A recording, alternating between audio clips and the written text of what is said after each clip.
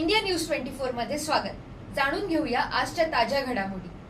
बुट्टीपुरी MIDC परिसरातील Narayan enterprises या biscuit उत्पादन कंपनीवर प्रशासनाने मोठी छापेमारी करत बाल कामगार आणि मानव तस्करीच्या संशयास्पद रॅकेटचा पर्दाफाश केलाय। या कारवाईत एकूण 9 अल्पवयीन मुलांची सुटका करण्यात आली असून यामध्ये 5 मुले आणि 4 मुलींचा समावेश आहे। राष्ट्रीय गोंडवाना पार्टीचे राज्याध्यक्ष राकेश भलावी यांच्या तक्रारीवरून जिल्हा बाल संरक्षण अधिकारी मुस्ताक पठाण आणि बुट्टीपुरी पोलिसांनी ही संयुक्त कारवाई केली आहे। प्राथमिक तपासानुसार या मुलांना शोषणात्मक परिस्थितीत कामाला जुंपण्यात आले होते।